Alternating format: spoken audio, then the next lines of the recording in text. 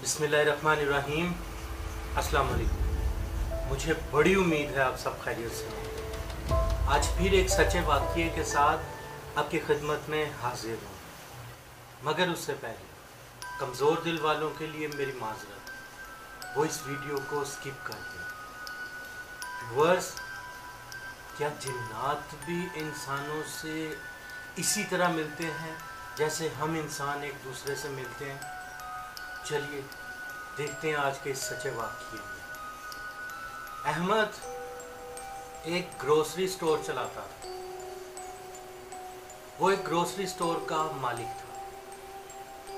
एक दिन वो स्टोर रात को बंद करने ही वाला था कि एक लड़की बगल में एक बच्चा उठाए हुए अहमद की शॉप पे आई और आकर कहा, भाई एक दूध का डिब्बा चाहिए। अहमद ने एक नज़र उस लड़की की तरफ डाली और फिर दूध का डिब्बा निकालकर उसे थमा दिया। उस लड़की के चेहरे पे परेशानी के अजीब से आसार थे। उसने हिचकिचाते हुए अहमद से कहा, भाई मेरा बच्चा बहुत भूखा है, ये दूध इसको पिलाना है, मगर मेरे पास पैसे नहीं हैं, मैं आपको कल पैसे दे जाऊंगी। अहमद ने बड़े गौर से उसका चेहरा देखा तो वो वाकई उसको परेशान लगी। अहमद ने सरसरी सा सर हिलाते हुए अच्छा कह दिया। वो शुक्रिया अदा करके दूध लेकर चली गई।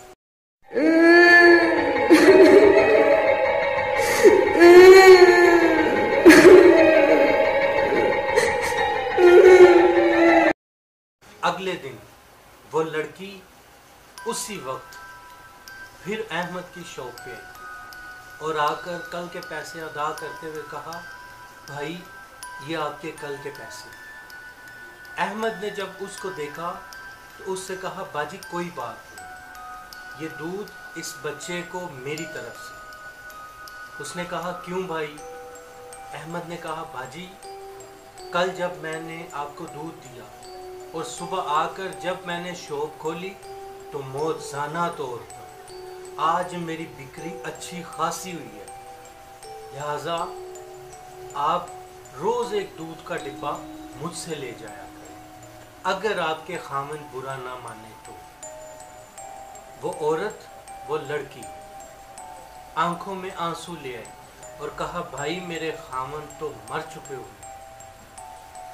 ये सुनकर अहमद खामोश सा हो गया और उसने कहा, बाजी आप अपना गुजर बसर कैसे करते हैं? तो उसने कहा, भाई लोगों के घरों में काम कर कर ज़िंदगी का गुजारा कर रहे हैं। ये फ़लाँ जगह मेरा घर है, बस वहीं पे मैं रहती हूँ। अहमद ने फिर से कहा, बाजी आप दूध का डिब्बा रोज़ मुझसे ले जाया करें। कुछ दिन तक ये सिलसिला ऐसे ही चलता रहा, मगर हैरान कुन बात ये थी कि उस औरत का चेहरा दिन ब दिन अजीब से अजीब तर होता जा रहा था। अहमद ने एक दिन ना चाहते हुए भी पूछ लिया कि बाजी क्या आपको कोई बीमारी है जिस वजह से आप दिन ब दिन आपकी सेहत ख़राब होती जा रही है? तो उसने कहा, नहीं भाई। ये कहकर उसने दूध का डिब्बा लिया और उस रोज़ जाते हुए वापस जब मुड़ी तो उसने बड़ी अजीब नज़रों से अहमद की तरफ देखा। वो जैसे उसे कुछ बताना चाह रही थी मगर कह नहीं पाई। अहमद खामोशी से जाते हुए उसे देखता रहा। जब वो चली गई फिर उसके बाद वो काफ़ी दिन नहीं हुए तो अहमद को थोड़ी सी परेशानी लगी कि बेचारी ज़्यादा ही बीमार ना हो, क्यों ना इयादत की जाए।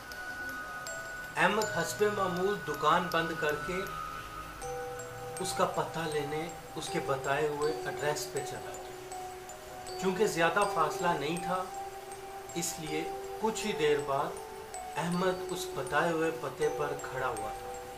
मगर हैरान कुन बात यह थी कि उस गली में उस घर की जगह एक मस्जिद बनी हुई थी गली के अंदर।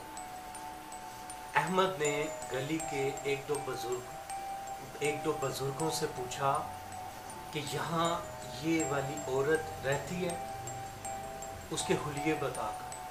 तो उन्होंने कहा जी रहती है नहीं, रहती थी, और उसका एड्रेस भी बिल्कुल सेम है, ये जो मस्जिद बनी हुई है ये उसी का घर हुआ करता था। मगर 2 साल पहले वो औरत ने पता नहीं क्यों खुदकुशी कर ली और अपने छोटे से बच्चे को भी मार दिया। जब कुछ दिन बाद उस घर से बदबू स्मेल आनी शुरू हुई तो हमने पुलिस की मौजूदगी में उस घर का ताला तोड़ा और अंदर जाकर देखा तो वो औरत अपने बच्चे के साथ मरी पड़ी हुई थी और उस औरत के हाथ में बच्चे के दूध वाला फीडर था।